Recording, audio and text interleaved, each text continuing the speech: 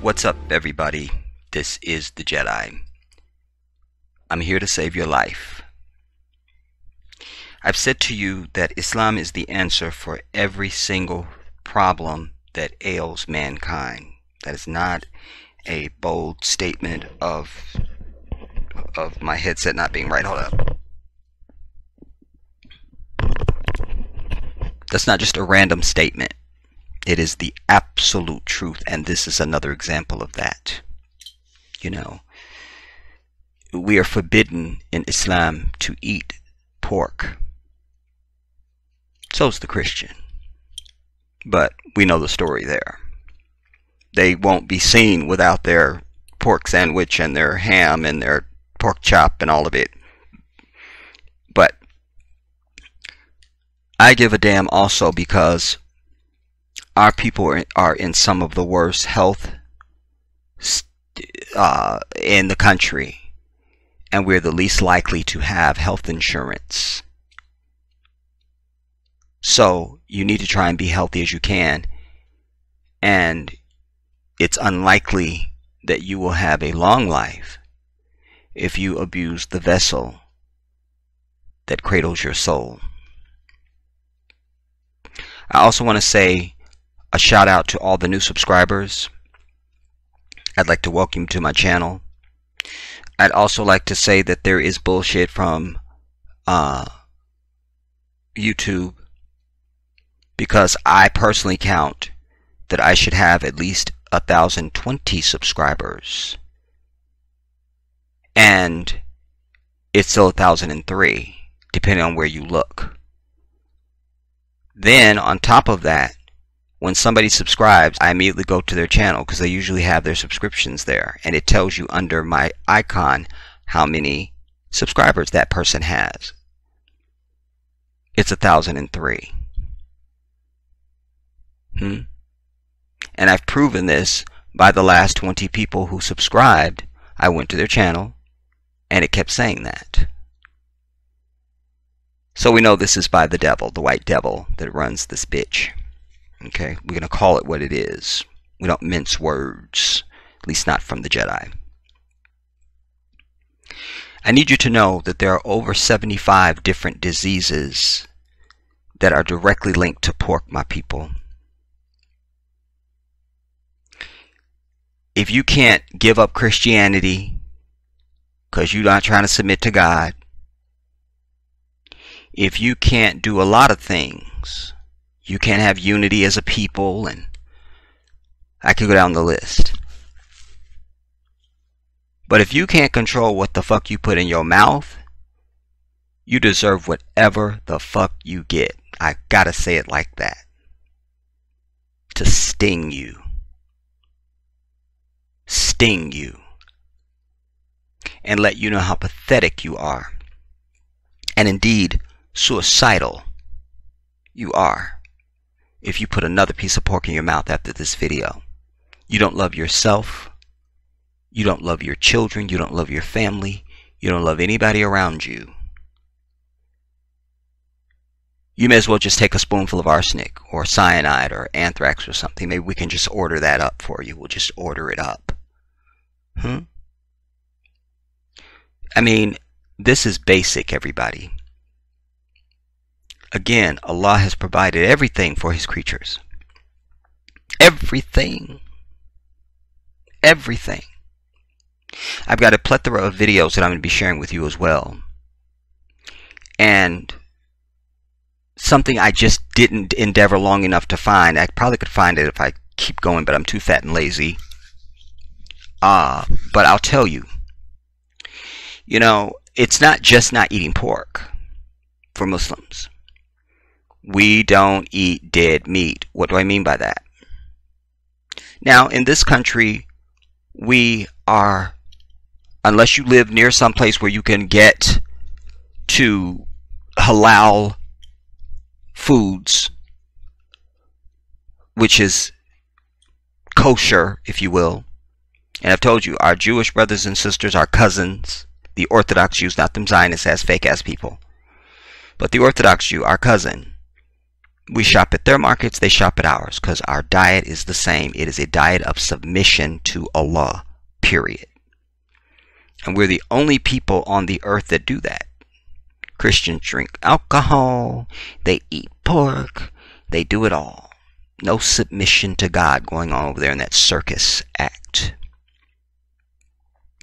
But it's more than just the food, you understand, so that the food is still unclean to you, particularly speaking about meat now, if the animal has not been raised properly.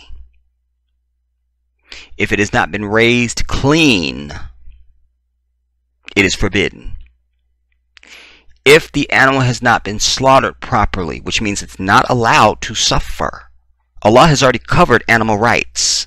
You see what I'm saying? We don't need the animal rights white people out there with their little backpacks marching and such as. We got this. You see, that's for y'all. The divine has protected all of his creatures, including the animals. I told you the story about the place that I lived before I moved at the end of the year. I was there for 10 years, and what I loved when I moved to that place was that I had a beautiful backyard, and I had dreams of planting some of everything that I wanted. But there was a goddamn cat problem. Come to find out, the white bitch 2 doors down from me was feeding cats. She may be not alive right now. I don't want to say too much. I don't.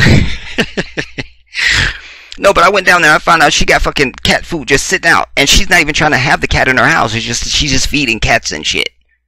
I started to make it, goddammit, Alfred Hitchcock's The Birds. I was just going to buy a bunch of fucking bird seed and just like tons of it. And just spray it out in the courtyard. And just have birds from hell all in the damn thing. Say, you brought cats? Bitch, I'm bringing the birds. What? What you got? What? You see? But there was a cat problem, and I would go to animal control and buy and turn in my ID and get the cages, and then I have to go to the market and buy like sardines or fish or something, tuna fish or something to put in there to attract them, and then when they go in there it shuts down. Then I got to drive their ass to the animal control. I did this because of my fear of Allah in the last day, because I could have just easily put some damn rat poison out there and been done with it. You understand? But we're not allowed to be cruel to the animals, and that includes animals that are ordained for us to eat. They are not allowed to suffer. Even when you go to slaughter them, if they are nervous or they show any signs of anything, you can't not slaughter them at that moment. You must wait. You must wait. They must be in a state of calm and trust when you slaughter them. Again, Allah is divine and all-knowing. So whatever, because we know that the cells of the bodies holds memory. And you have to also think about the spiritual realm of energy. So you're stressed the fuck out because you're eating stressed out food. You understand? Just walking around mad as shit. Just mad. And worked up. So it must be in a state of calm. And when you slaughter it, it must be one complete cut. Very quickly. Again, the animal is not allowed to suffer. And then it must be able to bleed completely out before you begin to do, what you're going to do to it. All right? So this is the way that Muslims eat. But pork is out. I've made the statement to you that, not that we're invincible, but I don't, and Allahu Akbar, Allahu Akbar, Allahu Akbar, Allahu Akbar. I don't know the last time I was sick, everybody. I don't know. Allahu Akbar. It's a gift and a mercy. I don't know sickly Muslims. Never have. You may have some elders in the mosque and, they're getting old, so there's ailments and things and of aging. But I just don't know no sickly Muslims. Just chronic and I can't, And I've said to you, not that we're invincible, but you go to any emergency room at any time of the week or any time of day or night, it's filled with y'all. We're the doctor. We're the doctor. You see? So I want you to take this video in as emergency information for your life. You understand? Find something else to eat. Damn it. Quick story and we'll get into the information. My second to the oldest nephew, I don't know if they're married or they're still girlfriend and boyfriend because I haven't talked to my family in many years. But I assume they're married now, so we'll just use that. Anyway, it doesn't matter if they're married or not. She is the size of a small house.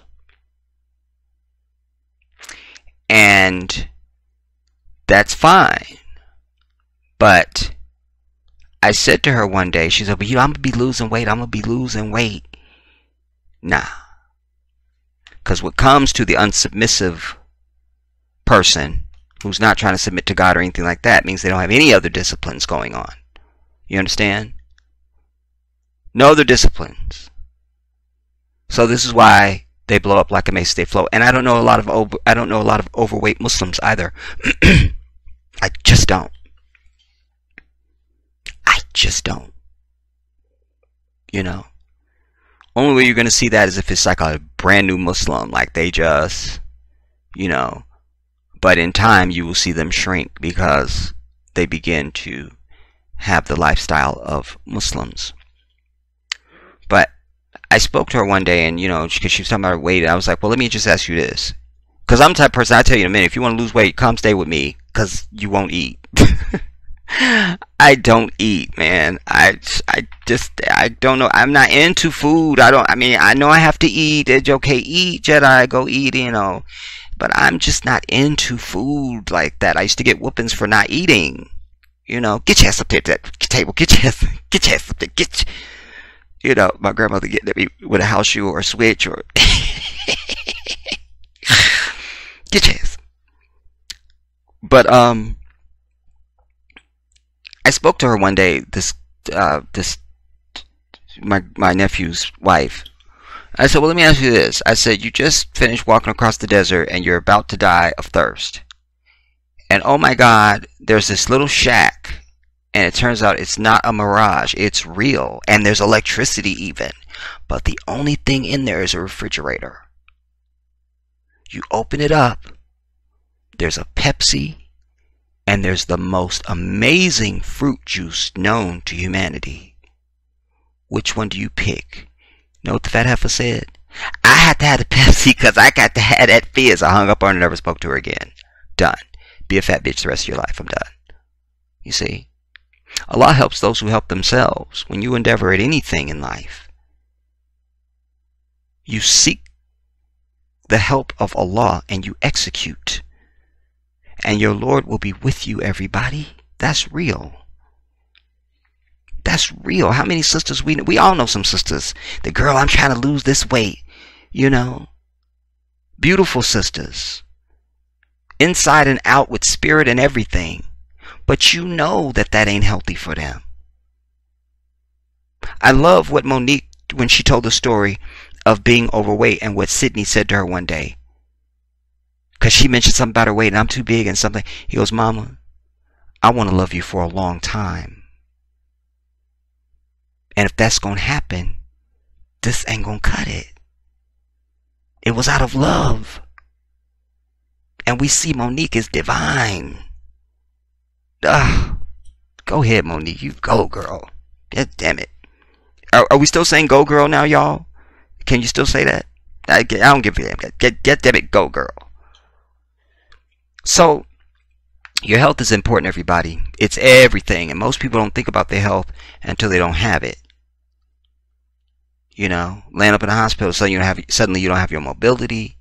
Your whole everything changes now. Your world is different. When I had my accident back in 2010 and ended up in a wheelchair for a year, my entire life was different. Different. Now everything has to be planned. Even going to the bathroom is a production.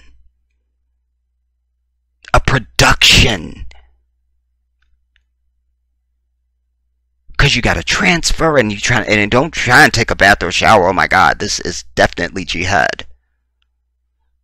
But it gave me even more empathy, because I am a very empathetic person. My God, I put anybody before me, and I'm always putting myself in somebody else's shoes of how they feel. But this gave me a PhD in empathy, because it showed me what I didn't know. And it made me appreciate even more what I have. You understand? When I got to the point where I could be on a walker, the first time I stood up in these special boots that are like RoboCop, and the first time I stood up in those, and I had my walker, and with every step I said, Allahu Akbar. Another step, Allahu Akbar. Another step, Allahu Akbar. Because I now understand what it takes to walk. We take it for granted, you know, our stability when we stand up, when we lean over, when we whatever, we run, we skip. It takes a lot to balance the human body. A lot. And I should also share with you that it's part of our way of life, because I've told you guys about ibadah, things that we're always saying and saying, and there's all these sayings that you say. Well, one of them is every time you stand up, you say Allahu Akbar. I've been doing that forever. But now, it's Allahu Akbar. You see? Very important to share that with you. Very important. And a lot of our people are suffering from stuff they don't need to be suffering from, and they get medical bills they don't even need to have. And a lot of it is directly tied to eating swine. Do you understand? Why you should avoid pork? Well, we're going to use the word don't fucking touch it, don't eat it. Pork is the most widely eaten meat in the world, making up about 38% of the meat production worldwide. It's especially popular in East and Southern Asia, Europe, Sub-Saharan Africa, North America, South America, and Oceania. If you're at all familiar with the Bible, you probably remember that in it, God specifically instructed his people not to eat pork and shellfish.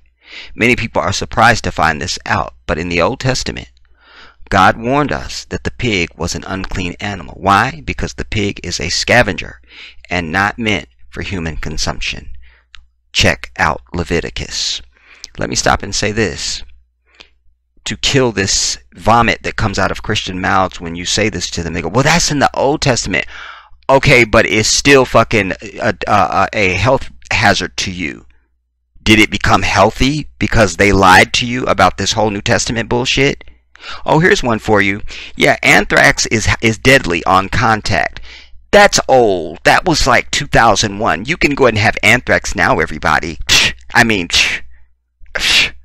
whatever. Like you're not even using common sense. So throw that out. No matter how you think about it, pigs are rather dirty animals.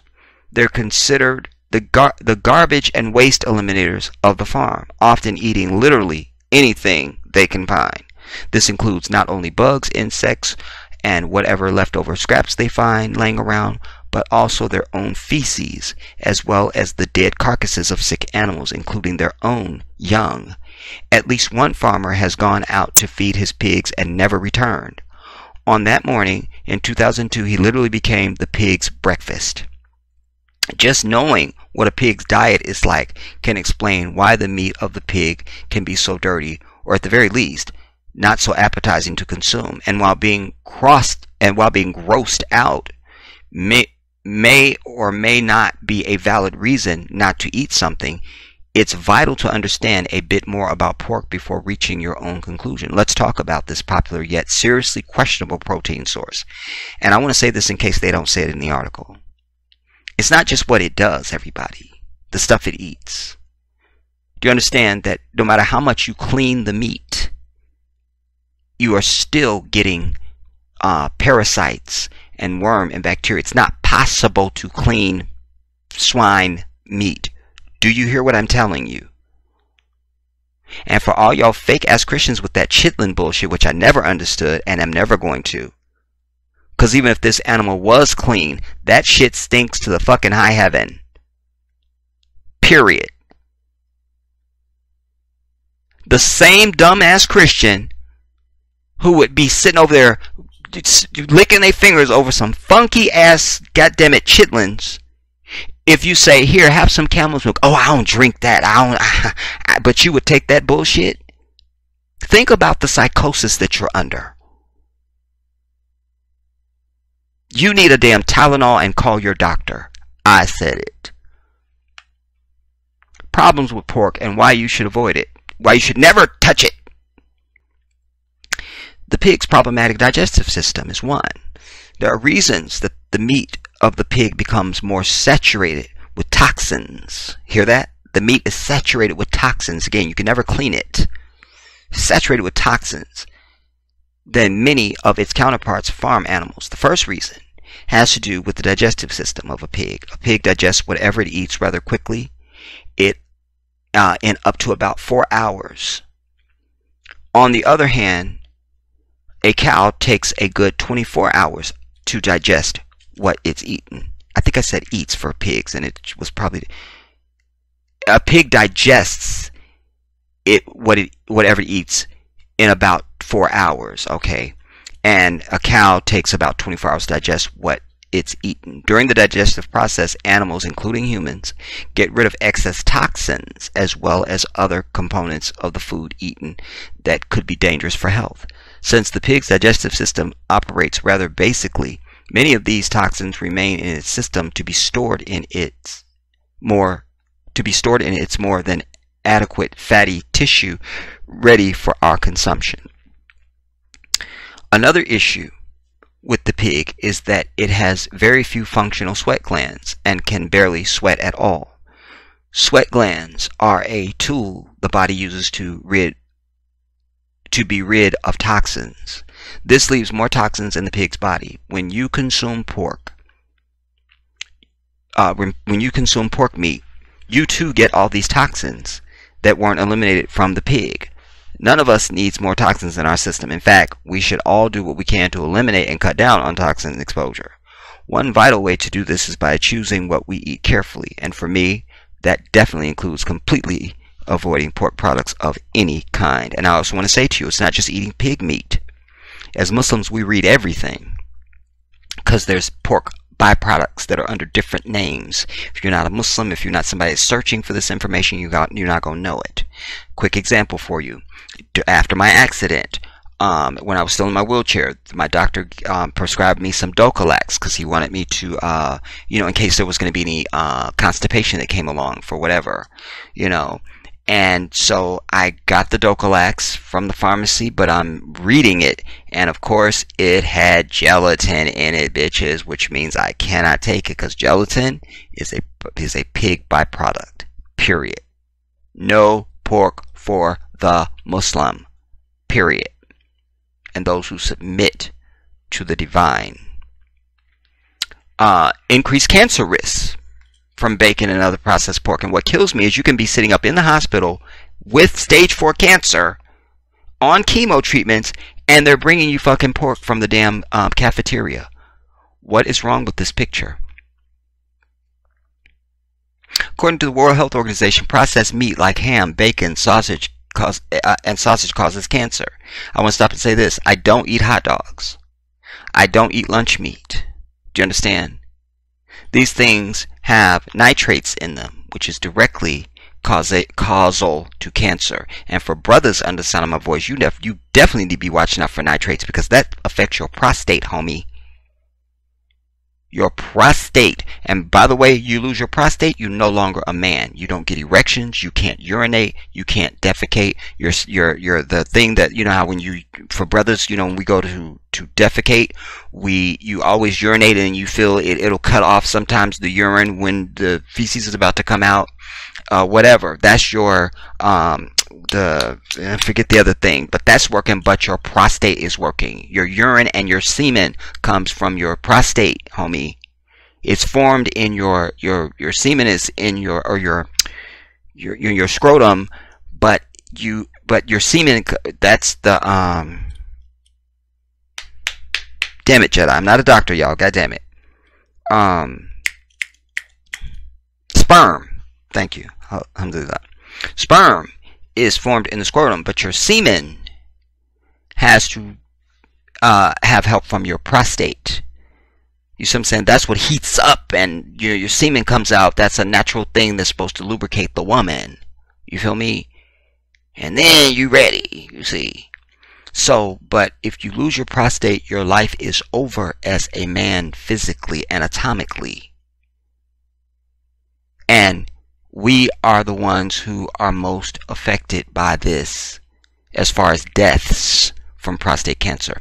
Uncle Charlie, what's this, the Charlie, what y'all know, man, why am I so retarded today? The singer, we call him Uncle Charlie, y'all know what I'm talking about. God damn it. You know, he had a prostate problem, you know. My father died of prostate cancer in 2009. He never had his prostate removed, you know. He was going through treatment and all that stuff, but it is a slow-moving cancer, but if you catch it early enough, there are options. But if you catch it too late, you are over. But you can also mistake prostate cancer for just swollen prostate. There's a lot of things that can irritate the prostate, you see. And then you have problems urinating and things like that. And, you know, you don't have to get scared and think it's cancer, but you need to get it checked. And you're going to have them stick their finger in your booty, because that's how they test to see if the prostate is swollen. It is a biopsy that they determine if it's cancerous and all that stuff. And then there's a blood test, the PSA test, which is a prostate-specific antigen. But brothers, get your damn prostate checked. Damn it. And stay away from processed meats. You understand? The International Agency for Research on Cancer actually classifies processed meat as a carcinogen, something that causes cancer. You see what I'm saying? So you be sitting over there eating your damn pork sandwich while bitching at somebody smoking a cigarette. Good morning. I'm over it. Okay, researchers found that consuming 50 grams of processed meat each day raises your risk of colorectal cancer by a very significant 18%. Processed meat is considered to be food items like ham, bacon, sausage, hot dogs, and some deli meats. Noticing a theme here? Those are mainly pork-derived food products. How much processed meat is 50 grams? That's about 4 strips of bacon. Maybe you're thinking that you only eat 2 pieces of bacon regularly. According to this research, that would likely equate to a 9% increase of cancer likelihood. And when you think about America being the fattest damn nation on the fucking planet, and every time we turn around, somebody's got cancer. Oh, so-and-so was just diagnosed with breast cancer, and I'm over it. Because it's profit over people. You must be your own advocate.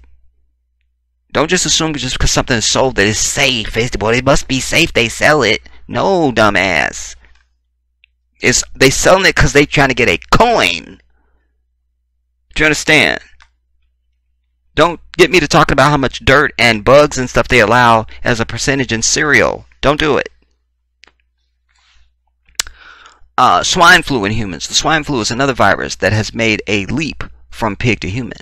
Influenza or flu viruses can be directly transmitted from pigs to humans, from humans to pigs, and from humans to humans. Human infection with flu virus from pigs are most likely when humans are physically close to infected pigs. That would also include eating them, everybody. Do you understand? But here they come. You want to get your flu shot this year? No, bitch. I don't need that. You see? And you don't either. They'll just come up with something so they keep them pork profits coming in. Remember? I cite for you. Remember back when Oprah, all she said on the dude was showing the dangers of eating beef on her show. And he showed this aerial of these cows. And she goes, now what is that black that they're standing on? Like that just would be an Oprah question, because they're in a pasture. Why are they standing on something black? He was like, oh, they're standing in their own feces. Oprah gasped. And then he said, you know, when you eat like a hamburger, you're eating up to 2,000 animals at one time. Oprah goes, that has stopped me cold from eating another burger. Beef stock fell 20% the next day. Done. And then they tried to sue her, and she had to go to Texas and take her show and everything because they thought she'd done it on purpose. And but that also stopped me from ever eating ground meat of any kind again, because if you can grind it up, you can embellish it. Not doing it. If it's not a whole piece of meat, the Jedi is not consuming it. Now, swine influenza virus infection in humans are now being called variant virus infections in humans. I wonder why the authorities removed the word swine. That's in the article if you're reading along with me. They now call it variant virus. And the writer says, I wonder why the authorities removed the word swine. Was it scaring people away from eating pork? Probably. Because what did I just tell you already? It's profits over people. According to the Centers for Disease Control and Prevention, H1N1 and H3N2 are swine goddammit flu viruses that are epidemic among pig populations in the United States of the asshole of Satan, and something that the industry deals with routinely. Outbreaks can occur year-round. H1N1 has been observed in pig populations since at least 1930, and H3N2 began in the United States around 1998. According to the CDC, swine flu has not been shown to be transmittable to people through eating properly handled and prepared pork. Properly prepared means cooking pork to an internal temperature of 160 degrees Fahrenheit, which is supposed to kill all viruses and other foodborne pathogens. But what if you consume pork from a pig that had influenza and it wasn't cooked to that temperature guideline? Then what? I certainly wouldn't want to roll that dice and find out. And I will go a step further, because that's not even true. Because even when you cook it to 160 degrees Fahrenheit with an internal temperature, there's other stuff, and that's your homework. Go and find out. You will see that that doesn't do anything either. You're still getting all those bacteria. You're still getting the worms. You're still getting the parasites that can survive those high heat cooking cycles. Swine flu in humans, increased cancer risk, the pig problematic digestive system, pig harbors common viruses and parasites, trichinosis dangers. Trichinosis danger. Did you know that pigs carry a variety of parasites in their bodies and meat? Some of these parasites are difficult to kill even when cooking. What did I just tell you? This is and by the way, let me say this too. If you take an X-ray, a CAT scan of the brain of a person that eats pork, you will see little speckles like a starry night. Those are parasites. Those are parasites from pork, everybody. I hope they show some images in some of the videos I've prepared for you. You understand? Those are parasites on your brain, which is why you're also walking around as a dumb ass. Because you got parasites on your brain, literally eating your brain. Not to mention causing stroke and tumor and, Alzheimer's and dementia. These are all direct related to pork, everybody. Damn. Find something else to eat, goddammit. And it's difficult to kill even when cooked. This is the reason there are so many warnings out there about eating undercooked pork. One of the biggest concerns with eating pork meat is trichinosis, or we're not saying $50 words. Goddammit, trichinosis. This is an infection that humans get from eating undercooked or uncooked pork that contains the larvae of this trichinella worm. In some countries and cultures, they actually consume pork raw. God help them. This worm parasite is very commonly found in pork. When the worm, most often living in cysts in the stomach, opens through stomach acids, its larvae are released into the body of the pig. These new worms make their homes in the muscles of the pig. Next stop, the unknown human body that consumes the infected meat flesh.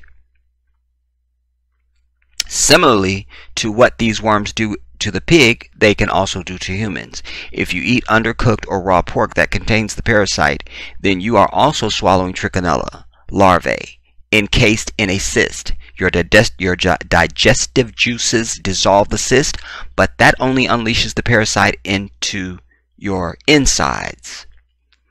The larvae then penetrate your small intestine, where they mature into adult worms and mate. If you're at this stage of trichinosis, you may experience abdominal pain, diarrhea, fatigue, nausea, and vomiting. And what do we always hear in endemic commercials for medical shit on TV? Abdominal pain, diarrhea, fatigue, nausea, and vomiting. Because they know that they're selling you this fucking pork, and it's causing these problems. Wallahi, I don't know the last time I had a headache, everybody. Well, I don't remember the last time I even had a headache. I'd have to sit here for a minute. A very long minute.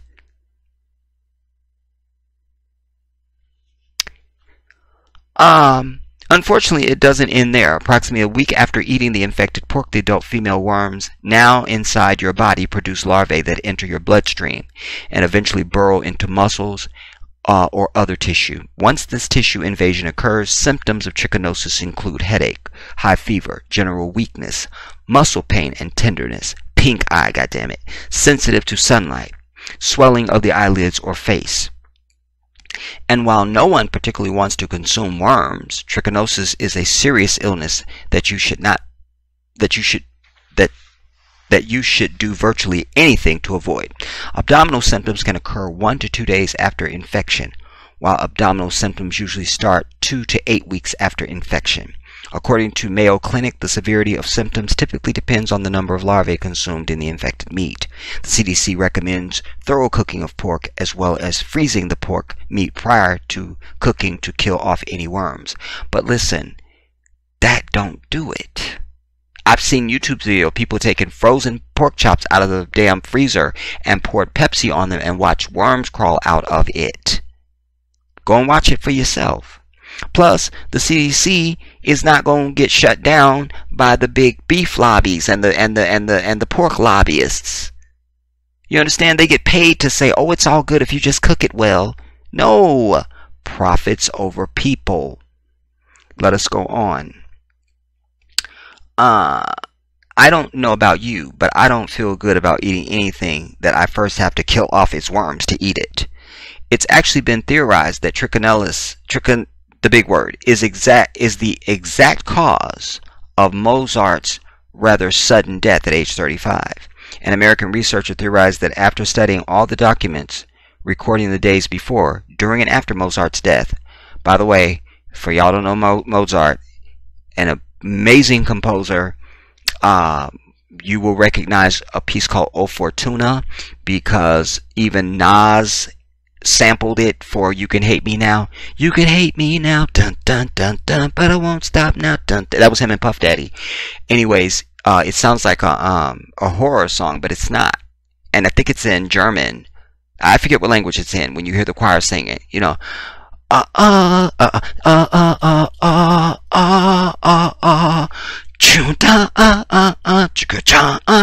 tight. I love it. It's Mozart.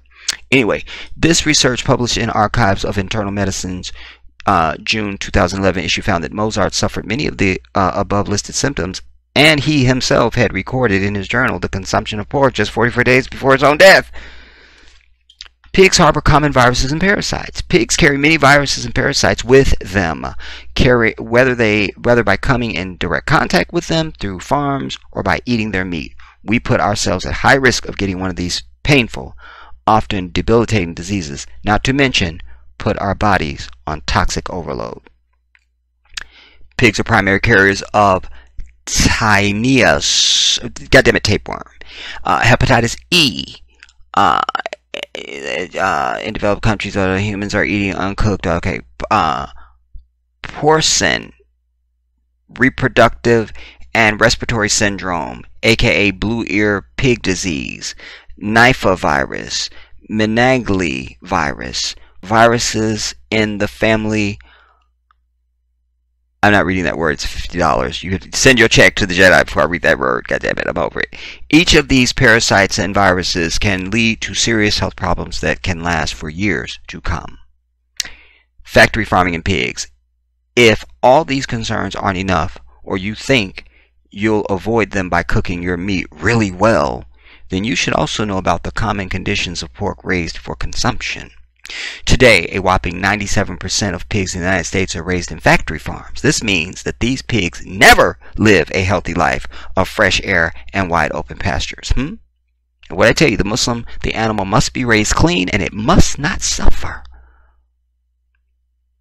If you're a pork eater, you should know that it's very likely, only 3% unlikely, that you're eating the meat of a pig that spent all of its time in a crowded warehouse with no fresh air or exercise, fed a steady diet of harmful drugs to keep the pig breathing as producers make pigs grow faster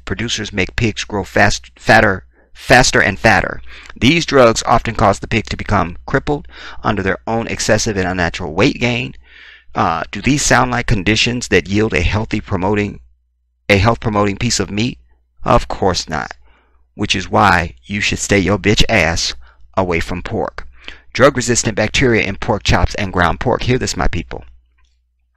It's estimated that 70% of factory-farmed pigs have pneumonia when they go to the slaughterhouse. 70% have pneumonia, everybody. And here your bitch ass is up in the damn waiting room when I've had to go to the emergency room for like a tooth or something. And it's all y'all bitch ass up in there. And with the kids, I think they've got pneumonia. Take your pig eating bitch ass home so we can not have these goddamn rooms filled when I come in the bitch with my damn tooth. I'm getting worked up. God damn it. God damn it. Where's my punch, y'all? Good. Now, I'm getting worked up.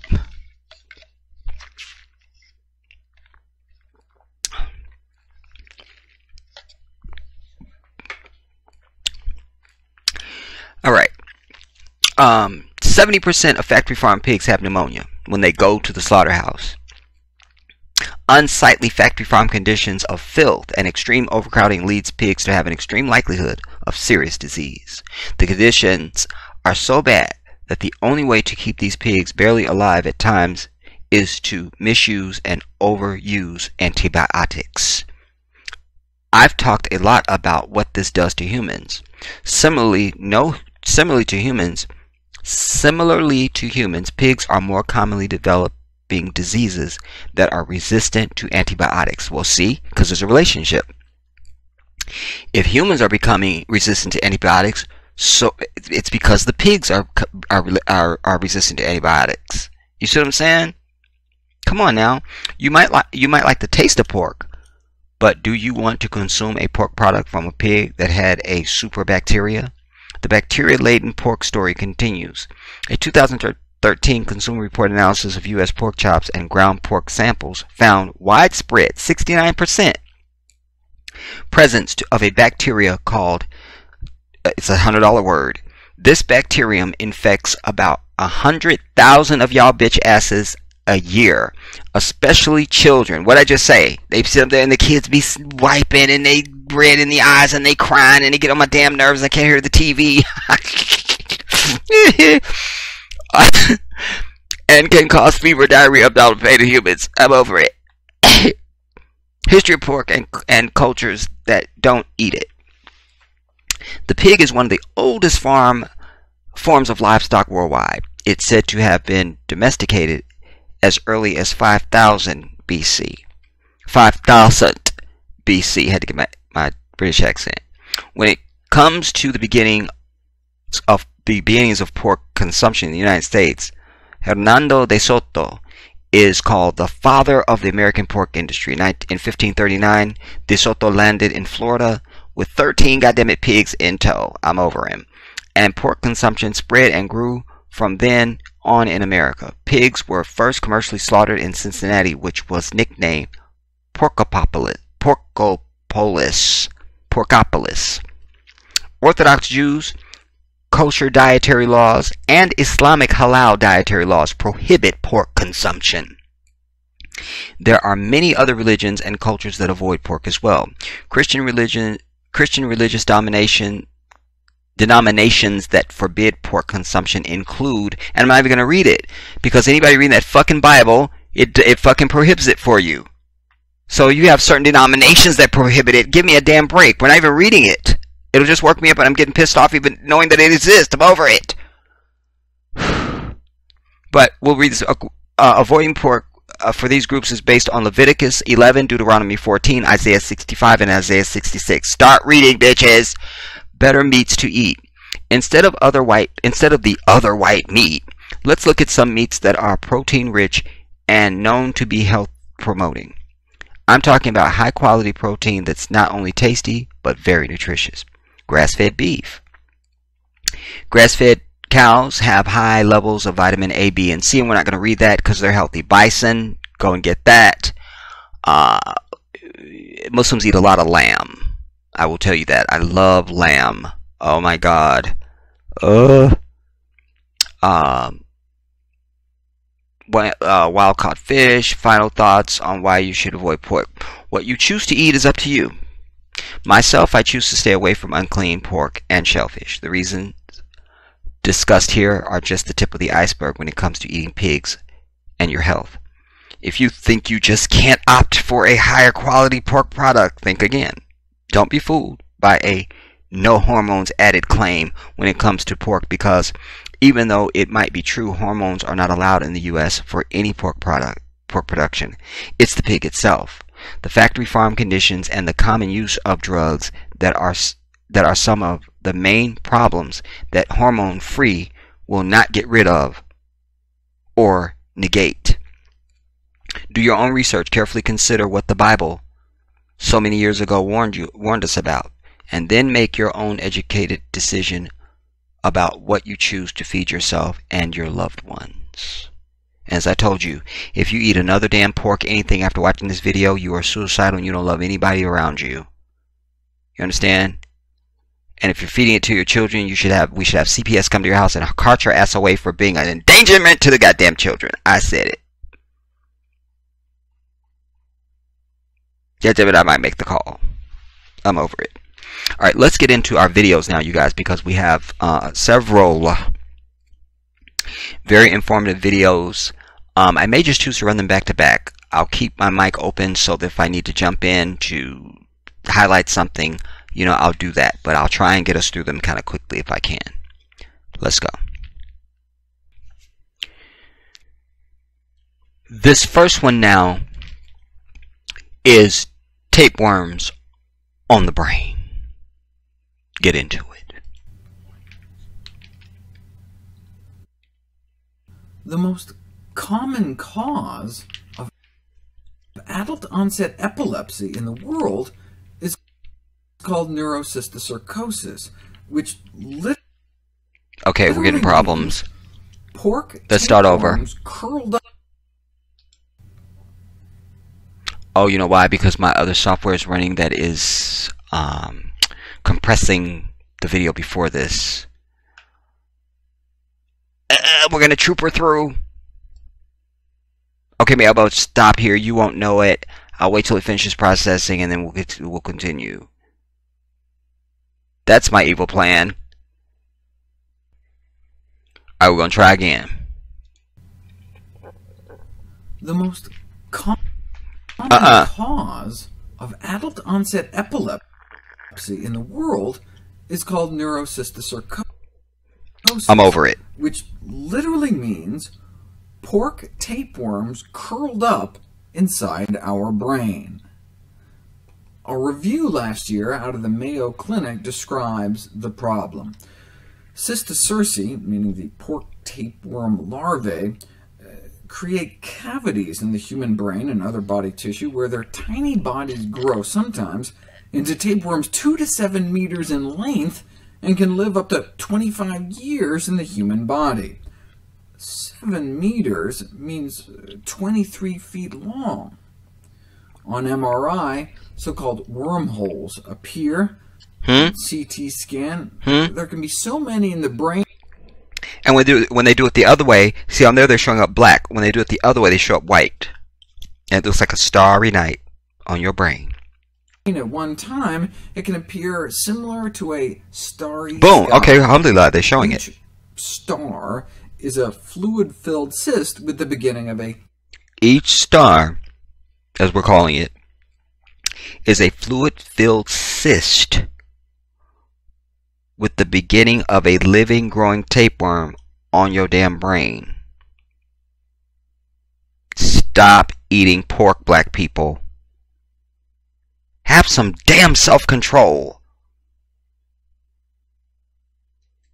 Living, growing tapeworm inside.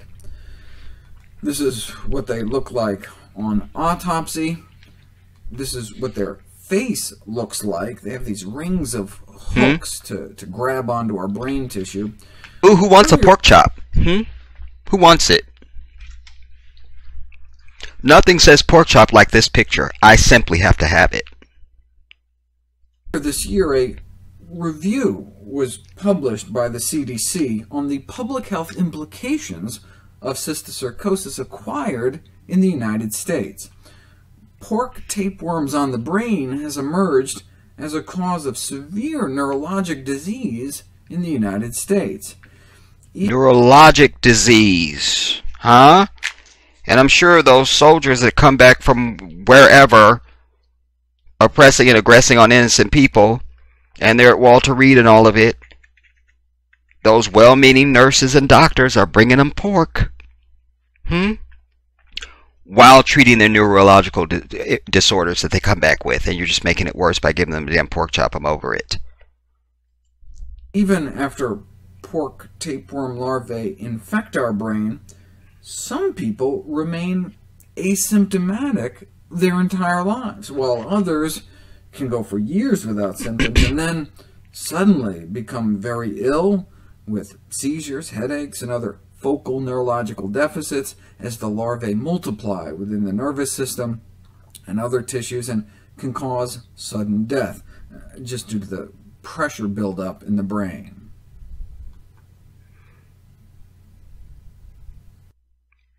Now, let's get to our next one now. Bible and Quran says, don't do it.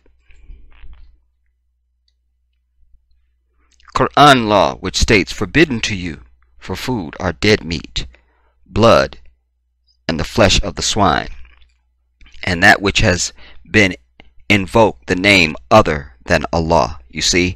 So again, it's not even just the pork. Somebody says, in the name of Buddha, and they have me over for dinner, and it's something I normally could eat, can't eat it.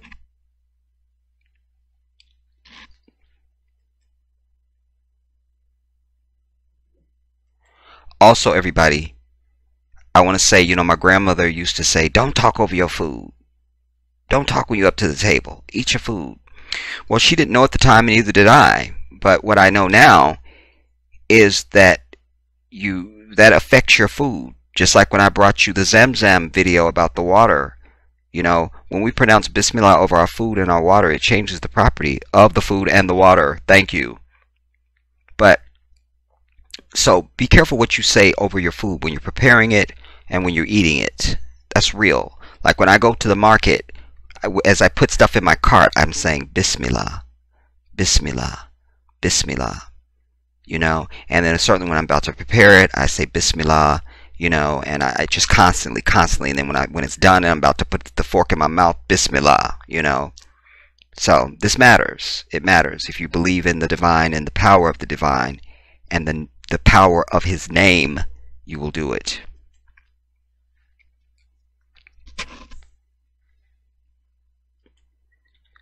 Such prohibitions also found in the Bible. The pig also, quote from the Bible, Deuteronomy 14:8, the pig also, because it is a splitter of the hoof, but there is no cud. It is unclean for you. None of their flesh must you eat, and carcass you must not touch. You touch it.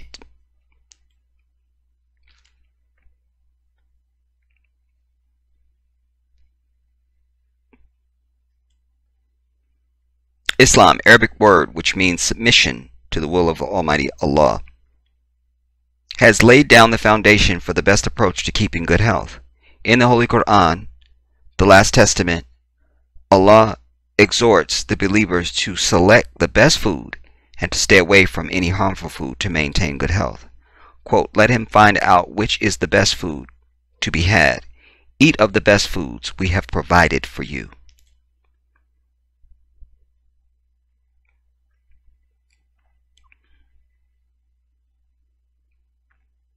Watch this short clip titled "The Bible Says Don't Eat Pork." A family doctor who lived in a small farming community in Indiana was at first puzzled, then frightened.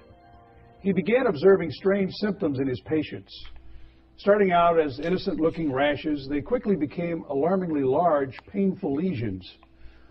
Dr. Anderson took cultures and sent them off to a lab, which reported they were MRSA, staph infections that are resistant to antibiotics. MRSA, staph infections that are resistant to antibiotics. Your boy got MRSA when I told you guys I was in a wheelchair for almost a year, and at one point they called me on the phone. It was like, doctor wants to see you immediately, or wants you to go to someplace, can't remember. And I had no idea, but it sounded really urgent. I got there, and it turns out that they said that I may have caught MRSA. And they do this thing where they put this, I'm just going to call it a tube, that goes in you, like in your arm, and then they snake it up and into and over at your heart. And you have to do a damn 30-minute antibiotic drip for 9 weeks or something like that. Oh my God. Turns out the hospital that I was in, they had a MRSA outbreak or some bullshit. Let's go on. But it's resistant to antibiotics. So even that, they were treating me, but no guarantee that your ass was going to live. Thankfully, I didn't really know how serious it was, and so I wasn't like worried and stuff. Let's take it back a skosh and go on. The antibiotics. He didn't live to tell the tale. Some believe he died of complications related to MRSA infection. Arousing, terrifying headlines as superbug or flesh-eating bacteria, MRSA is killing more than 18,000 Americans a year, according to the CDC. More than AIDS. The doctor suspects MRSA is killing 18,000 people a year, according to the CDC, more people than AIDS. Let's go back. 1,000 Americans a year, according to the CDC. More than AIDS. The doctor suspected pigs in nearby hog farms were carrying the resistant disease. He was right. MRSA has spread rapidly. First discovered in swine-producing areas of the Netherlands, then Europe, this same strain of MRSA has now been found in the United States and Canada. A new study by Tara Smith, a University of Iowa epidemiologist, found that 49% of hogs tested and 45% of pig farmers she sampled carried MRSA. There's no doubt about it. Pork is bad for you. Besides MRSA, they carry trichinosis and dozens of other diseases that are downright bad for us humans. The CDC, the Mayo Clinic, and even TV evangelist Joel Osteen warn us not to eat pork products. I don't know about you, but I don't want to take a chance of putting that kind of junk in my body. More important than all these warnings, the Bible said... Now, he didn't get the damn pork lobby come down on him and take him to court and try and sue him for everything he's got, like the beef industry did with Oprah. Oh, he's white. I'm sorry. Let's move on, everybody. Let's move on. That kind of junk in my body. More important than all these warnings, the Bible said it first. And the swine is unclean to you, and you shall not eat of their flesh or touch their dead carcass. God's laws always prevail, don't they? Do you want to protect yourself and your family from disease and the ill effects of eating pork? Then stop and follow what God asks us to do. Don't eat pork. For GN Magazine, I'm Dave Register. What else do you need? Let's go to our next video. This one I had to bring for entertainment value and just dumb bitch quotient. Hear this. When I first heard about this next story, I thought it must be a joke. I mean, here it is Thanksgiving weekend. Nobody in their right mind would protest killing turkeys too humanely. The operative phrase is in their right mind. Allow me to introduce you to conservative columnist Pamela Geller. She's a darling of the right wing. She's a notorious hater of Muslims, and she just wrote a column complaining about Butterball. Here's the background. Butterball, as you may know, is one of the most popular producers of Thanksgiving turkeys in the United States. The company believes in making their product palatable to a variety of religious Americans. And to that end, Butterball recently confirmed its whole turkeys are certified halal. Halal is an Islamic term that refers to how animals are butchered, much like kosher butchering for Jewish people. Halal requires that an animal be killed in the most humane fashion possible by swiftly cutting the turkey's throat. According to Geller, this is a problem. Why should we be forced to conform to Islamic norms? It's Islamic supremacism on the march yet again. Yes, according to Pam Geller, it's Islamic supremacism. She went on to write, quote, non-Muslims in America and Europe don't deserve to have halal turkey forced upon them in this way, without their knowledge or consent. So this thanks... How dare those Muslims want us to eat clean and what's good for us? Damn it! I want to be killed off! You see? Dumb bitch. Yeah, y'all know I always have to go back a skosh when I cut in, because I'll ruin your context. Muslims in America and Europe don't deserve to have halal turkey forced upon them in this way, without their knowledge or consent. So this Thanksgiving, fight for your freedom. Find a non-halal, non-butterball turkey to celebrate Thanksgiving this Thursday, and write to Butterball and request politely but firmly that they stop selling only halal turkeys. Stop selling those damn clean turkeys, said the dumb white bitch. Politely but firmly that they stop selling only halal turkeys and make a non-halal turkey available to Americans who still value our freedoms. Our freedoms. Pam, we're talking about turkeys. And allow me to enlighten you and your readers. It's not just how a turkey is killed that is important for halal or kosher certification. The animal must not be diseased. If the turkey has tumors or cysts, it's not certified. See, this is all halal. It can't be diseased. I told you that it must be raised properly. It must be raised clean. It must not be stressed out. You can't abuse it. Come on. So I'm glad he was doing this. That's the other value of bringing this. Animal must not be diseased. Must not come in contact with contaminants. Meat must not come in contact with contaminants, like worms, bugs, dirt, feces, bacteria, things that are also not allowed by federal meat inspectors. All the blood must be allowed to drain out before packaging. Pam, you wrote, I wouldn't knowingly buy a halal turkey, would you? Actually, I would. In fact, most Americans who eat turkey would probably be more likely to buy a halal or kosher one if they knew what it stood for. That's so damn true. And I want to say to you, until you've had ground beef, that the brother that's selling it to you is the one that slaughtered that animal and ground it up, you don't know what a hamburger is, homie. You do not know what a hamburger is. You don't. You don't. You don't. Back a skosh. Probably be more likely to buy a halal or kosher one if they knew what it stood for.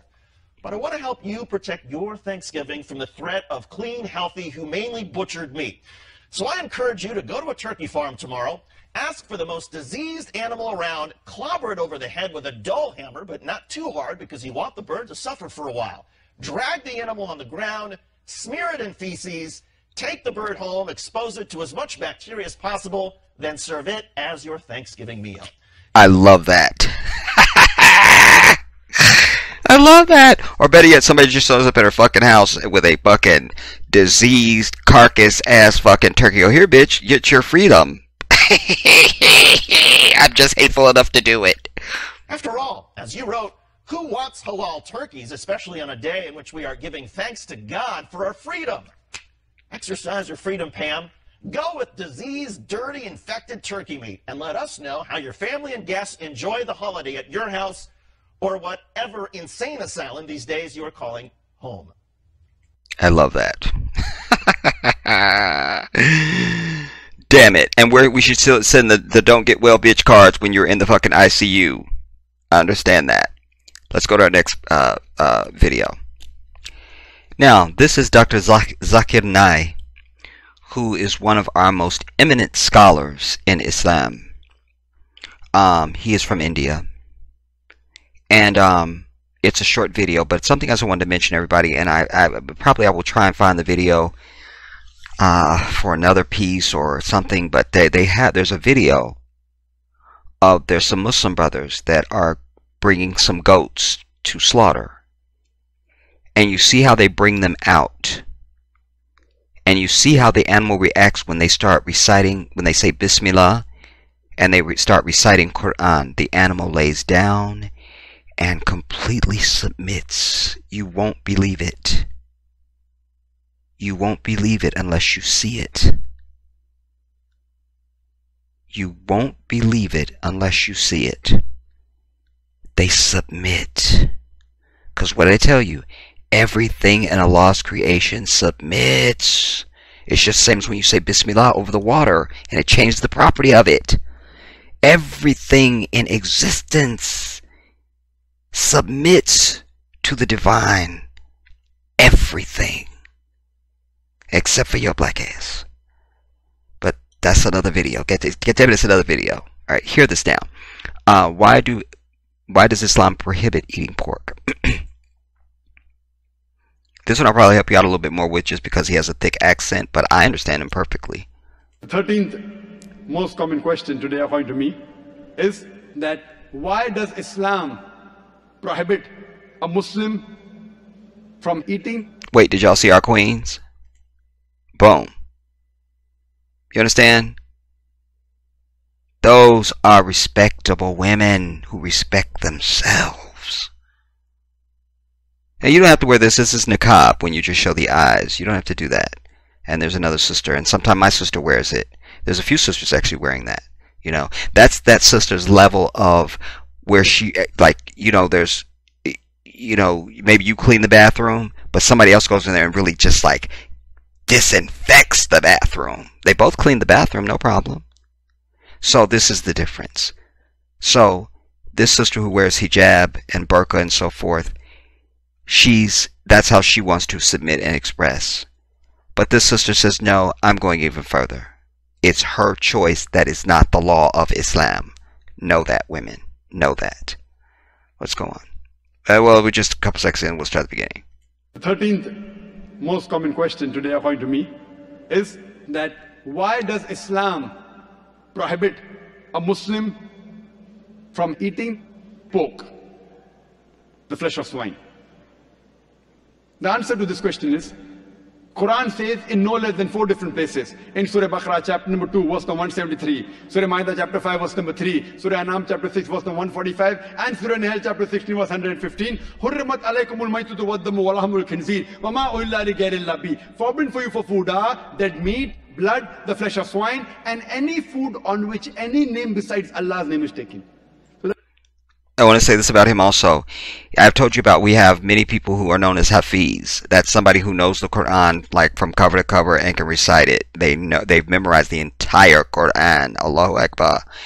He's one of our most eminent scholars. Of course, he is that as well. He can literally pick any, just boom. But he also is that with the scripture and any of the holy books. Dr. Zakir Naik knows, I mean, my God, his videos are all over the internet. You could find him anywhere and you would just be blown away just by his knowledge, dude. Like, you just think that's really the expression of the human intellect, and you just feel like a retard no matter what the subject is. At least I do. I just feel like, damn, I just need to go back to school. I just need to study. Do something, you know. You just feel like an idiot. He's extremely brilliant. A brilliant man. Brilliant, brilliant, brilliant. Forbidden for you for food are dead meat, blood, the flesh of swine, and any food on which any name besides Allah's name is taken. So there are no less than 4 different places where it says that eating the flesh of swine is prohibited. Quran said that, we Muslims believe. This prohibition is also mentioned in the Jewish and the Christian scriptures. It's mentioned in the book of Leviticus, chapter number 11. See? Boom. He's going to give you the whole verse and chapter and everything. You don't have to go get the book and find out. He knows it. He knows all the holy books. He speaks many languages. My God, people, because I've told you guys, I'm somebody, I love being around people that are smarter than me. This is somebody I would probably be considered a stalker if I met him, because I would just be like I'd probably just follow you into the bathroom. Just, you know, I just, the energy of that is so attractive to me. Like, wow. Because then I'll be sitting thinking, like, what do you do in your free time? Do you just study? Have you just studied your entire life? Like, what, do you have a hobby? Like, what is your life like? Because to have anything, you must give up something. Everything comes at a cost. There's always a requisite. You know, I'm just so impressed with him. Just impressed. But shut up, Jedi. Shut up! So we hear the damn video. This prohibition is also mentioned in the Jewish and the Christian scriptures. It's mentioned in the book of Leviticus, chapter number 11, verse number 7 and 8. The flesh of swine is unclean, though it has cloven foot and divided hoof. It chews not the cud. Its flesh is unclean. Thou shalt not eat its flesh, nor touch its carcass. That means the Bible says eating the flesh of swine is prohibited, even touching it is prohibited. The same message repeated in the book of Deuteronomy, chapter number 14, verse number 8, that the swine, though it has divided hoof, it chews not the cud. Its flesh is unclean for you, its carcass should not be touched. The same message repeated in the book of Isaiah, chapter number 65, verse number 2 to 5, that you should not have the flesh of swine. So according to the Jewish scriptures and the Christian scriptures, eating pork is prohibited. If you read the Hindu scriptures, even in Hindu scriptures... Wait, but you go into a Christian church on Sunday, and after the service, you can go right downstairs or outside or in one of them rooms, and they got all the pork laid out for your bitch ass. But they praising him. Give me a break. I'm over it. Shut up, Jedi. Shut up! If you read the... Hold up. You know what, self? You need to back up with your attitude. I don't mind you advising me on stuff, but you need to watch your tone and watch your movement. Telling me what to do. I'm sorry, you guys. I had to argue with myself. He thinks he's like a fucking whatever, and I'm over it. The Hindu scriptures. Even in Hindu scriptures, eating pork is prohibited.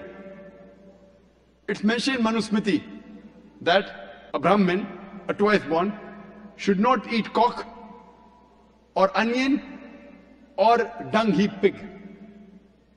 It further mentions Vishnu Sutra. Anyone who sells the meat, the forbidden meat, that is pork, you should chop off the opposite hands and limbs. Punishment. It's not there in the Quran and Hadith, Hindu scriptures. But that's in the Hindu scriptures. Like, cut they shit off. Chopping off the hands if you sell pork.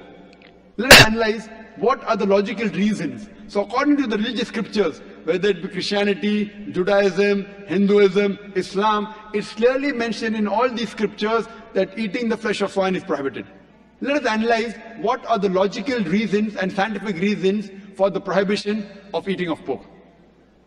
Today medical science tells us that if a person has pork, he has chances of having no less than 70 different diseases. Pinworm. 70 different diseases. That's what I told you. Go back, Jedi. And scientific reasons for the prohibition of eating of pork. Today medical science tells us that if a person has pork, he has chances of having no less than 70 different diseases. Pinworm, roundworm, hookworm, you name it, it is there. Many helminths. One of the most dangerous helminths is called as Taenia solium. Taenia solium, in layman's terminology, it is tapeworm. That's the $150 words, the $150 word that I wasn't trying to pronounce. So he said it, but you guys still need to send me a check for it. I don't listen. It's not my rule. All right, it's not my rule. I hate it. I don't even want the money. But they're telling me that you have to send at least a $50 check to me just for that word alone. That they're telling me. So that's how I had to bring the news to you and stuff. Like, I didn't even want it. So I'm saying I didn't even want it. So I'm saying they were saying. So I'm saying I can't with me. Let's go on, damn it.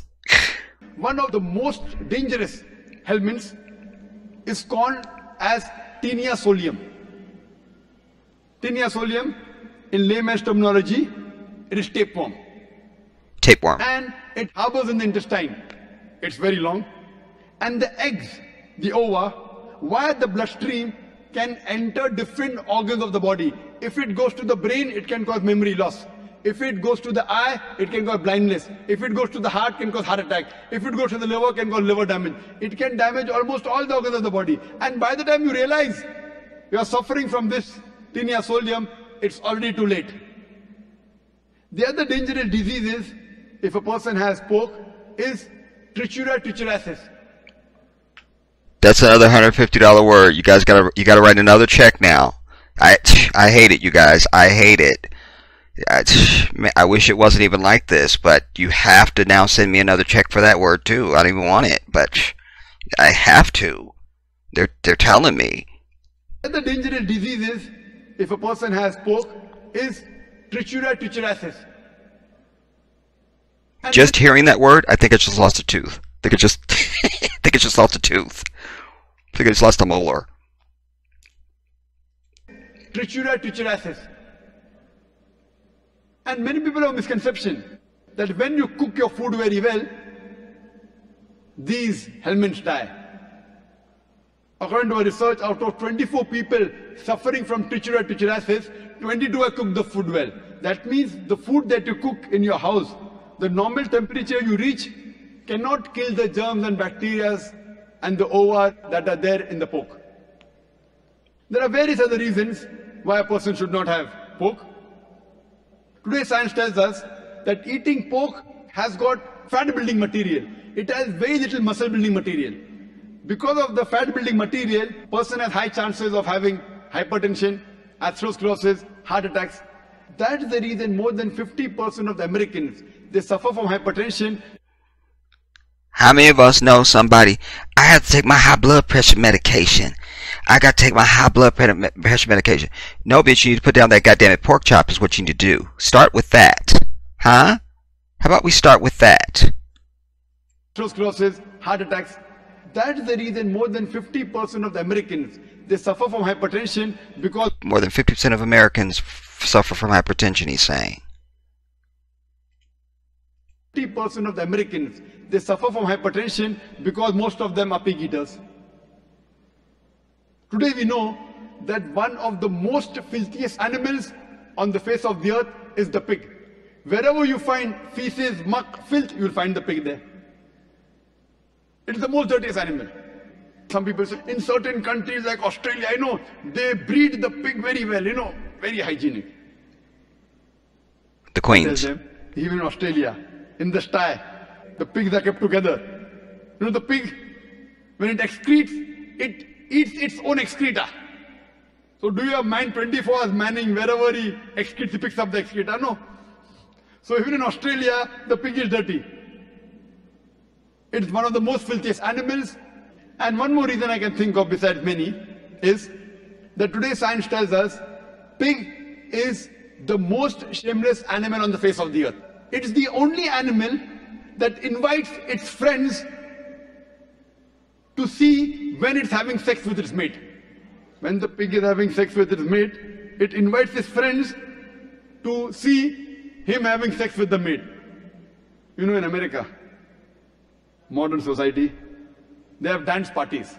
After the dance parties, they are swapping of wives. You sleep with my wife, I sleep with your wife. Yep, they do that nasty shit in America. You eat pig, you behave like pigs. You eat pig, you behave like pig. I love it. Also, just to be consistent with my curriculum, you notice that everybody's in a chair. That's because they're in a convention hall. This is not a mosque. If it was a mosque, there'd be no chairs. There would only be carpet on the floor. Just so you know. We don't do chairs. Because why? We got to pray.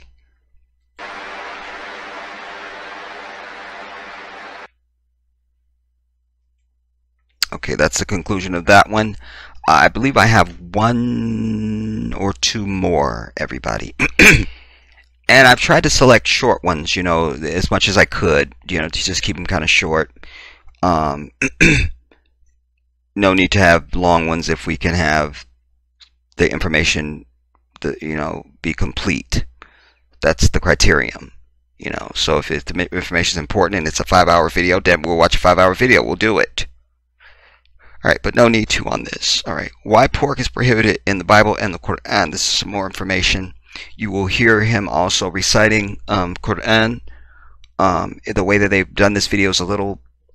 so we'll override the Arabic and I'll read the other stuff that comes up. All right, and of course everything begins in the name of Allah, so it's Bismillahir Rahmanir Rahim. That's what this says. Bismillahir Rahmanir Rahim. Bismillahir Rahmanir Rahim. In the name of Allah, the Beneficent, the Merciful. Ya ayyuhalladhina amanu. Oh, you who believe. Alright, and it says the duration is 7 seconds for each slide in this video. Please pause the slide first and then read. كُلُوا مِن طَيِّبَاتِ مَا رَزَقْنَاكُمْ وَاشْكُرُوا لِلَّهِ إِن كُنتُمْ إِيَّاهُ تَعْبُدُونَ. O ye who believe. This is the Quran, and we've cited those in previous videos, what the quotes are about this from the Quran, so we'll move on. Eat of the good things wherewith we have provided you, and render thanks to Allah, if it is indeed He whom ye worship.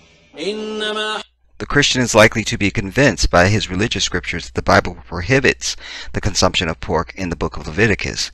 Quote, and the swine, and we read that already. Then there's the other citing from Deuteronomy. Let's go on. حرم عليكم الميتة والدم ولحم الخنزير وما أهل به لغير الله فمن اضطر غير باغ ولا. The other non-Muslims and atheists will agree only if convinced through reason, logic, and science. Eating of pork can cause no less than 70 different types of diseases. A person can have various helminthes like roundworm, pinworm, hookworm, etc. One of the most dangerous is the $50 word, which is there it is. It's there. The word is there again. So you guys have to write another $50 check. Everybody, damn it! I hate this so much. All right, I'll give you the address at the end so you can send your money. Damn it, I hate this. Which is in layman's term, tapeworm. It harbors in the intestines and is very long. We read that already in the medical information. It's, heart attack, and it enters the eye. It can cause blindness. It enters the liver. It can cause liver damage, etc., etc.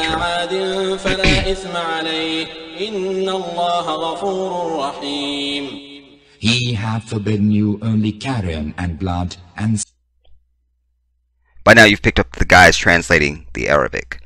A common misconception about pork is that if it is cooked well, that these ova or larvae die. In a research project undertaken in America, the asshole of Satan, it was found that out of 24 people suffering from this $50 word, another check, everybody, keep your checkbooks out, keep them out. All right, 22 had cooked the pork well. This indicates that the larvae present in the pork do not die under normal cooking temperatures. Swine flesh, and that which hath been immolated to the name of any other than Allah. But he who is driven by necessity, neither craving nor transgressing, it is. Pork has very little muscle building material and contains excess of fat. That's why you're a fat ass. That's why most Americans are lard asses. This fat gets deposited in the vessels and can cause hypertension and heart attack. It is not surprising that over 50% of Americans suffer from hypertension. And ironically, this is stuff that Dr. Zikr and I just cited. Almost word for word. You see how brilliant he is? Sin for him. Lo, Allah is forgiving, merciful. يا أيها الذين آمنوا كلوا. The pig is one of the filthiest animals on earth. It lives and thrives on muck, feces, and dirt. It is the best scavenger that is known that God has produced. In the villages, they don't have modern toilets, and the villagers excrete in the open air. Very often, excreta is cleared by the pigs. Some may argue that in advanced countries like Australia, pigs are he mentioned this are very clean and hygienic conditions. Even in these hygienic conditions, the pigs are kept together in sties. I'm sorry, everybody knows what a sty is.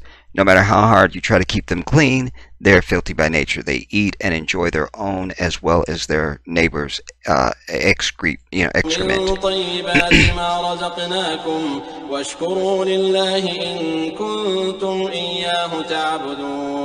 O ye who believe, eat of the good things. The pig is the most shameless animal he said about that, you know, the friends having sex and so forth. Let's move Wherewith on. we have provided you, If you eat a and pig, render then you thanks behave to like Allah, pigs. if it is indeed He whom ye worship.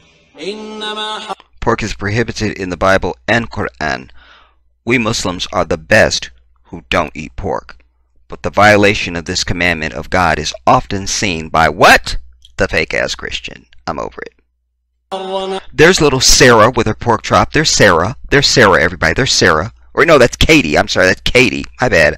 Because she looks just like Sarah. My bad. Got them mixed up. My bad. I'm sorry. عليكم الميتة والدم ولحم الخنزير وما أهل به لغير الله فمن اضطر غير باغ ولا عاد Okay, let us move to our next video. إن الله غفور Who's eating a pork sandwich while they're watching this? Just like to He know. hath Any forbidden hands? you only Any cattle hands? and blood and swine flesh, and that which hath been immolated to the name of any other than Allah. Now our last and final one. I brought this, we'll call this bonus, because the information is very interesting and important. You know, Muslims, we eat with our hands a lot. Particularly we eat with our right hand, no matter if we're eating with a utensil or not. We eat only with our right hand. We eat and drink with our right hand. And a lot of times, now, most people would be offended if somebody reaches over your plate with their bare hands and takes some food off your plate. We do that as Muslims, especially during Ramadan if we're in the mosque. It's very common. You know, it's sometimes a brother can sit down and say, you know, oh brother, you didn't get this, and then you can reach and get some of theirs, you know, and eat off their plate, and they do the same thing with yours. It's beautiful. And also in many parts of Africa, I've seen you know, the customs of eating, you know, so and I love to do this when people come to my house. I have like a big round dish. The food is all on that, and you know that you eat what's in front of you, but we're all eating with our hands, you know. But we take it a step further in Islam, you know, you don't have to eat just what's in front of you. You can just eat what's there. Everybody is sharing, you understand? And it's beautiful. And in case he doesn't mention it, we do lick our fingers before we wipe them. And also, we don't blow our food. Once your food is ready, you let it sit until it's at a temperature where you can just eat it. And there's a whole reason for that that I may or may not get into. But let us hear this brother now. Alhamdulillahi Rabbil Alameen wa sallallahu wa sallam ala nabiyyina Muhammad wa ala alihi wa sahbihi wa sallam amma ba'd. Ahbabti fillah, from the adab of the Prophet Muhammad sallallahu alayhi wa sallam, which we're all in need of as Muslims, so that we know and understand and we can implement it in our lives and come closer to Allah Azza wa Jal with the proper adab that the Prophet sallallahu alayhi wa sallam illustrated for us. عن ابن عباس رضي الله تعالى عن ابن عباس رضي الله تعالى عنهما قال قال رسول الله صلى الله عليه وسلم إذا أكل أحدكم طعاما فلا يمسح يده حتى يلعقها أو يلعقها متفق عليه. The Prophet sallallahu alayhi wa sallam said in the hadith of Ibn Abbas radiyallahu ta'ala anhuma, he said that if one of you eats food, then do not wipe his hand until he has licked it, or someone else, or it has been licked. And this is muttafaqun alayh. This is in Bukhari and Muslim. In this hadith of the Prophet sallallahu alayhi wa sallam, there are immense benefits. And one of the things that we learn from this hadith, and that the ulama... Hate to interrupt, but I got to. Remember, this is about teaching and sharing. The other thing, too, if you just non-Muslim or Muslim or non-Muslim, you've probably experienced this as the individual watching me right now. Have you ever noticed when you eat with your fingers, the food just tastes better? It just do. Try to eat French fries with a fork, and then put the fork down and eat with your fingers. It just tastes better. It just do. It just do. Let's go on. sallallahu alaihi wasallam, there are immense benefits. And one of the things that we learn from this hadith, and that the ulama take from this hadith as a benefit, is that it is not impermissible, or better yet, that it is permissible to eat with a spoon or fork as well. Right. But the best, if you want to get the sunnah of the Prophet sallallahu alaihi wasallam, is to eat with your hand. And Ibn Uthaymeen mentioned, rahmatullah alayh, several benefits with regards to this hadith. And one of the things he mentioned is that this licking of the hand before you use a napkin or before you wash it or what have you is from the sunnah of the Prophet sallallahu alaihi wasallam. And that, for example, now you're hearing two words here. You're hearing hadith and sunnah. The hadith is the action or saying, the action or saying of the Prophet sallallahu alaihi wasallam, and then the sunnah is the way he did something. This is the sunnah. This is the way to do this. So, when you see me in my tradition, like this brother right now, we would say he is dressed the sunnah, because it honors all the prophets, including the Prophet Muhammad sallallahu alaihi wasallam. And we know that the Prophet was not walking around in Dolce and Gabbana and Chanel and doing it all. So this is the sunnah, you see. Or we will say, you can wash your hand this way, but is the sunnah to do it this way? In other words, that's the specific way that the Prophet did it. Let us go on. I hope I've been thorough with that. And that, for example, if you were to eat a dry date or some other item that does not stick to your hand, then there is not necessarily the same faida or benefit of licking your hand. Some of the benefits and fawaid that we learn from this hadith is that, of course, eating... You know what? I wonder if he reads. I wonder if he's got any books in his house. I wonder if this guy reads. I just wish I knew that. I wish I knew. I wonder if he has any books and reads and stuff. I don't know. Let's go on. Is that, of course, eating with the hand is better than eating with the with a utensil, unless, of course, it is something which you cannot eat with your hand. For example, soup or some other type of food which spaghetti. You cannot eat with your hand. Ibn Uthaymeen, with his immense fiqh, he mentioned many benefits. And he said, and what if a person says, لو كان حارا يلسع يده فسوف يلسع فمه. He said that what if the food is so hot that a person will burn themselves. Now, I've not watched this, but I already told you that we don't eat hot food. Let's hear what he's going to say. If they use their hand like they would burn their mouth. And the Sheikh says that no, the mouth is, in essence, can take more pain or more heat than the hand. And he said, for example, you can drink hot chai, you can drink hot coffee, for example, but it would be difficult for you to stick your hand in that hot coffee or that hot tea. Some of the other benefits of okay, well, he didn't mention it, and that's okay because I mentioned it. Like I said, we don't eat our food when it's still steaming hot. You wait.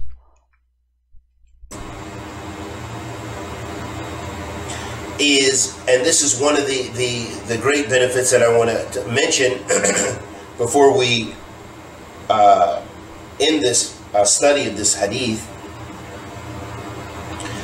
He said that it is from humbleness and humility to eat with the hand, because this was the sunnah of the Prophet ﷺ, and of course he had the most muru'ah. And the most It's more humble to eat with your hand, you see. And when we think about what's the word Jedi, humility, Allahu Akbar, humility, like I don't use the dishwasher wherever I live that has a dishwasher. Where I live now does not have a dishwasher, alhamdulillah. I never use the dishwasher, and I also never use a mop. I always get down on my hands and knees with a rag and I mop my floors by hand. That is to show grateful. I do it personally as an individual, me the Jedi. I do it as out of gratitude to Allah for having a home to live in and a place to lay my head and all that stuff. So I take great joy in getting down on my hands and knees and mopping my floors by hand. Allahu Akbar. Let's go on. study of this hadith, he said that it is from humbleness and humility to eat with the hand, because this was the sunnah of the Prophet ﷺ. And of course he had the most muru'ah, and he was the most tawada. Another great benefit of this hadith is when the Prophet ﷺ said in the end of the hadith, he said, Salawatu Rabbi wa salamu alayhi yul'iquha, meaning that it is to be licked, letting us know that someone else can lick your hands. And the Shaykh mentioned this great faida, that between the husband and the wife, that if, for example, the husband were to have the wife, she were to lick his fingers after, in order to clean the hand after eating, then this would also be a type of enjoyment between the husband and wife. Likewise, if the husband were to lick the fingers of the wife after her partaking in her food, then also this would bring about that same enjoyment. So it shows that this is also a connection and a bond and a type of affection between the married couple. Right. Another last thing the Sheikh mentioned, he said, of course, in those exceptional cases, in the case of where the person has an injury on their hand, maybe infection or an open sore or something like this, then of course, la darar wa la dirar, as the Prophet ﷺ said, there's no harm and there's no reciprocating harm. So we would remove ourselves from the harmful practice if it was, harmful to lick the fingers, then of course we would avoid that. And we ask Allah the Almighty to accept our good and forgive our evil. Sallallahu alaihi wasallam. Amen. Ala nabiyyina Muhammad wa ala alihi wa sahbihi wa sallam. Sallallahu alaihi wasallam. Okay. So, yeah, well, I just want this as a backdrop. I'm sorry, my bad. So, yeah, again, I remind everybody that Islam is not a religion. It is your way of life. It's everything that we do. Everything. Everything. Everything. I was talking about men's health earlier, with the prostate and everything like that. One of the things also for Muslims, we circumcise our boys. But, if you come into Islam now, you're a grown-ass man, you don't really need to get circumcised. You feel me? But why I mention that is because we have supplications that we say before we enter the bathroom. Also, in a Muslim home, the bathroom door is always closed because it's seen as filthy. Just to put it basic for you, even like I keep my bathroom, you can eat off the floor, you can eat off anything in my house, but I'm saying like you will always see the bathroom door closed in the home of a Muslim, and that also has something to do with the angels and all that. I'll talk about that in a different video and get more in depth with it. But also we have something called extinja, and so in all Muslim homes, if there's boys or men there, you'll see like some kind of container of water, usually look like a flower pot, one of the things you water flowers with. You'll see that, or some kind of container of water, because it is proper for men after we urinate even to pour water over the penis. You must pour water over the penis, you see. And so this is also not only for health reasons, because we as men know, whether you're Muslim or not, about urinary tract infections in your urethra. So that gets rid of that.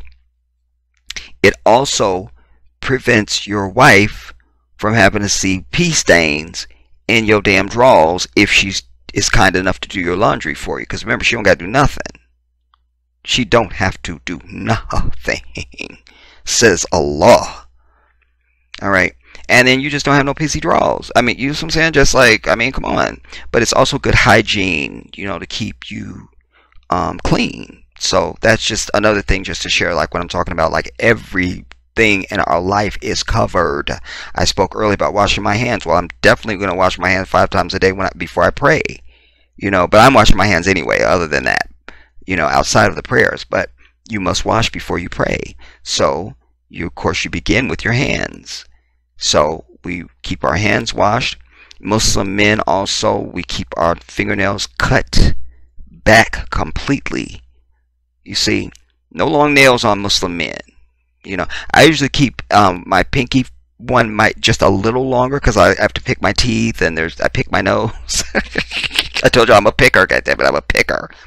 And that is just the best thing to pick with, you know. So I keep that one sometimes just a little longer. But other than that, you always keep your nails cut back, period. Period. You're not even supposed to enter the mosque with long nails, you know. And then we know in modern times that we can understand this from a scientific standpoint of view, because the bacteria that is kept under your nails is unbelievable. You know, my grandmother, you know, she wasn't a Muslim, but they knew stuff from just the old way. And even when I was little, she'd say, if she see you trying to bite your nails, don't bite your nails, they poison. Don't bite your nails, you mustn't bite your nails, they poison, she'd say, you know. And so of course she was right. But it is a way of life, everybody. From day to night, from birth to death. And every detail about your life is covered through the Quran and through the example and the teachings of the Prophet sallallahu alaihi wasallam. So what else, Jedi?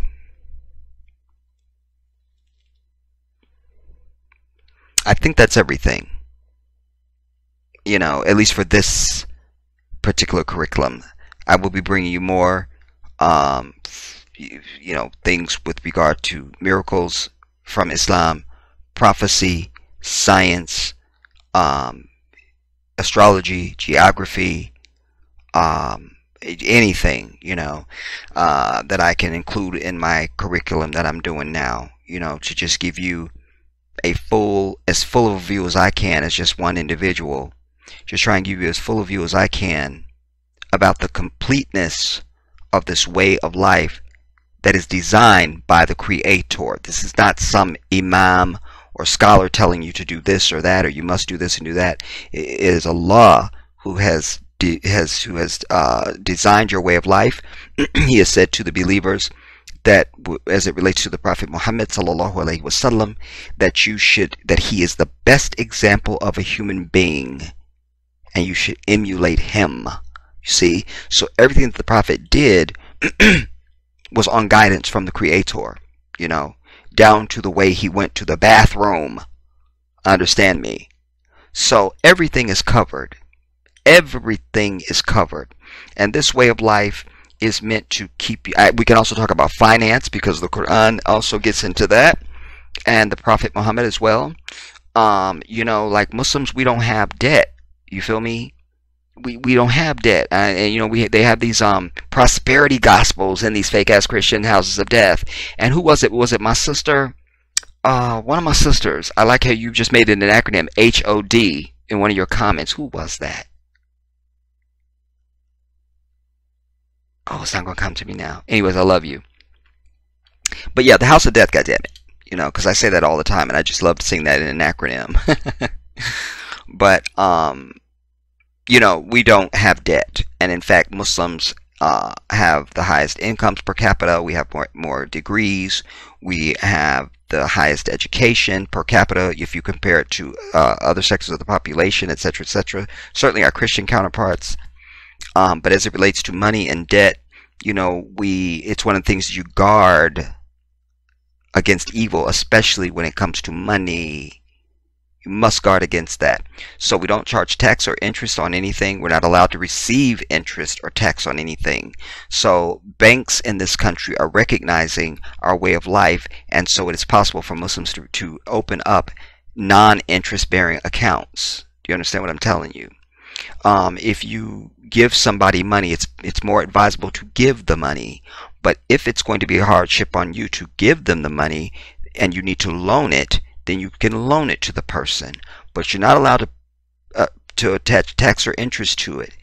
And then, if, let's say today is, I don't know what day it is, I never do, but let's say you borrow money from me on Monday, and you say, Jedi, I'm going to give it back to you on Thursday. Thursday shows up, you don't got my money. I don't come at you like, where my money? You said you got my money. You said, boy, I want my money. You know what I'm saying? Raise up, cuz. Break yourself, fool. You know what I'm saying? Break. Okay, I wouldn't say that. I might, goddammit. The south side of Chicago might come out of me. Okay, no, I wouldn't. But I'm saying, but if the Muslim brother shows up to his brother and he's now supposed to give him his money, and he says he has a hardship, you must give him the time to pay the money. You see? So we ain't killing each other over money. And fuck that bitch, she owe me $20 and that bitch. You see, we don't need to get into that because Allah has designed the way that you do these things. You see? And also, if you have any debts that you owe, that's one of the things you're supposed to clear up before you die. But Allah is Ar-Rahman Rahim, most gracious, most merciful. So, and He's all-knowing, all-wise. So, if you just weren't able to do it because you were just a broke ass and it was out of your control, Allah knows that and He sees it. You see? So, we'll get more into that. But again, it is the perfect way of life, everybody. It is the perfect way of life. When you talk about balance, when you talk about control, when you talk about prospering, when you talk about peace, when you talk about serenity, when you talk about good health, and all these things, Islam, that one word, is your answer. This is the Jedi.